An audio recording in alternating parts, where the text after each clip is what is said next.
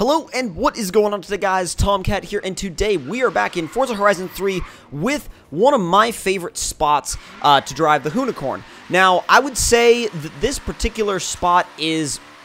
I wouldn't say it's common, but it's definitely a spot that a lot of people would probably try with the Unicorn, and, you know, if they're going to try some sort of Gymkhana-related stuff. Now, I've created a little bit of a track out of this, a little bit of a run, and I'm going to take you guys through it and show you guys how I like to run this. So basically, come down this way. You're going to want to e-brake in, swing wide. You can swing out into the dirt if you want. Drift out towards the little pilings. Jump and continue your drift up and over. Do a little bit of a jump while sideways, and then swing it back the other way. Now, it's a really simple little run. It's a really simple little mini circuit, and I'll go through it a few times here, but it's definitely really fun and a great spot to practice with the Unicorn, because the whole objective is to carry your drift up the hill, transition it back the other way, jump while you're in the air, be rotating, and then go back the other way as well. Now, you can see I was doing this a lot earlier just because of the fact that there's so many tire marks on the ground, but basically, the whole reasoning behind that is because it's fun. It's really fun because you can use the Unicorn as it's supposed to be used. I mean, when they added it into the game, you know, it was really cool that it was here, but the thing is, you have to get creative in order to use it properly.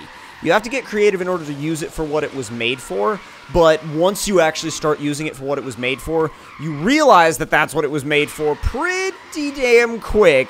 And then once you realize that that's what it was made for, then you start thinking a little bit differently, and you start thinking about different spots that you can take it to, and all of a sudden you start to look at the world of Horizon 3 a little bit differently. You start to look at the in-game world a little bit differently because you start thinking, how can I make my own little Gymkhana course out of whatever area this, this is?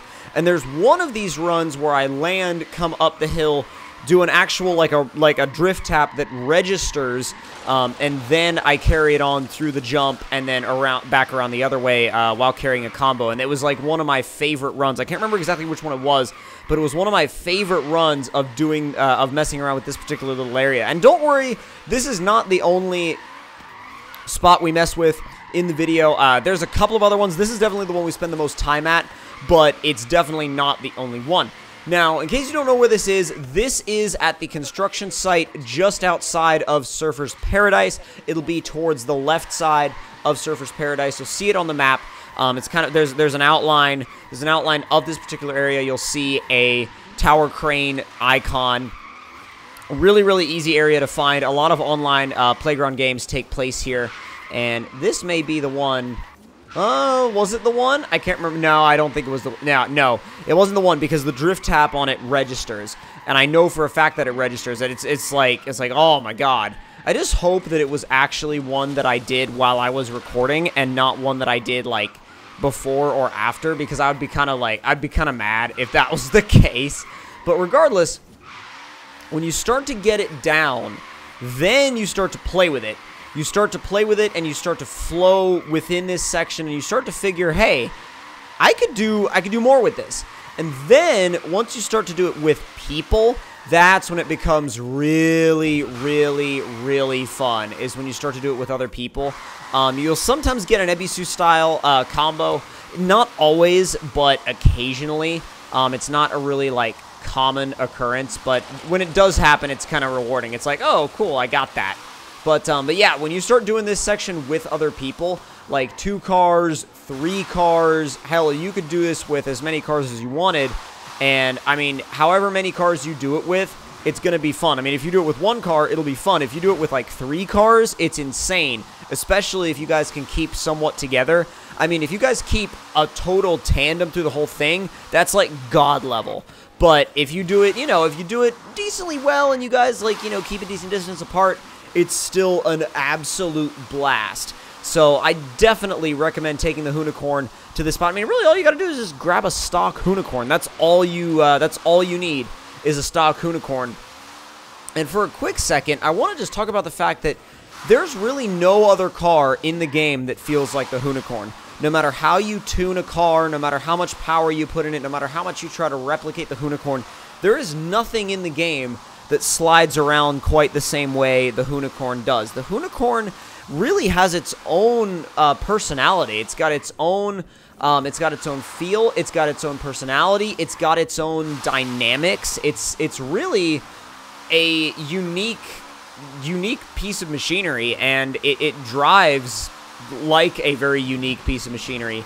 Almost had a bit of a weird clipping issue right there. I'm not sure where that came from, but regardless, tried to do a couple of in-air spins off of this jump, and eventually, after doing a couple of them, I realized I was not going to make a full rotation. I was trying to do a 360. I realized I was not going to make a full rotation, so the answer to that ended up being going off the jump, doing basically a 180, and then landing in reverse, which does work and is actually really, really fun. Like, even if you start your spin before you leave the jump, you're not going to make a full 360. You're going to get a little bit further, but you're not going to make a full 360. So, like I said, the key with that is to just do as much of the spin as you can and then throw it in reverse on the way down. And I was actually really surprised that this combo was still going at this point, because usually when you're just messing around and doing this kind of stuff, your combo will not last. It will not last at all. But if you throw it in reverse and then throw it back into first, you'll get a nice, smooth transition that you can really slingshot yourself out of. And really, really, like, if you do it properly, it looks cool. And that's the whole part of, that's like the whole reason why you take this thing out to have fun with it, is because it looks cool. It's a all-wheel drive, wide-body Mustang that can do the maddest mad skids of all mad skids. So this jump also, I figured I was actually going to carry too much speed, so I slowed way, way, way, way down, and ended up not actually carrying anywhere near as much speed as I thought I was going to. So came back, hit it with a little bit more, ended up kind of overshooting where I wanted to be, and then kind of figured that you have to be right at about third gear. Third gear between 70 and 80 miles an hour really works out well for that jump, especially if you hit it sideways.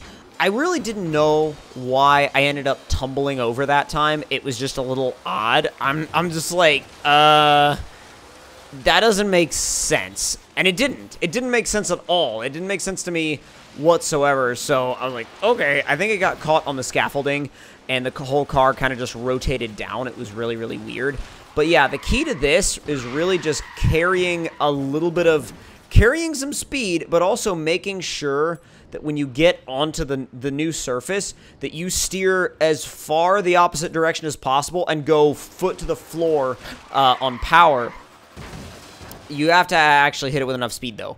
That's the other thing, is if you come in with just a little bit too low of speed, you will wreck into the side, and you will get wrecked, kid. So just know that you have to be really about right in the middle, and then spin right around as quickly as possible, get back on the gas. That is the key to that jump. So practicing Gymkhana maneuvers is really, really fun. I enjoy doing it. I enjoy doing it a lot.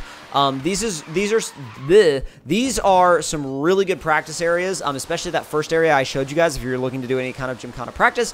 But if you guys did enjoy this video, don't forget to leave me a like. Tell me in the comments down below what y'all thought of it. And if you're new to the channel, don't forget to subscribe for more. I'll see you guys next time. Talk to y'all later. Don't forget to subscribe again, like I said, if you did enjoy.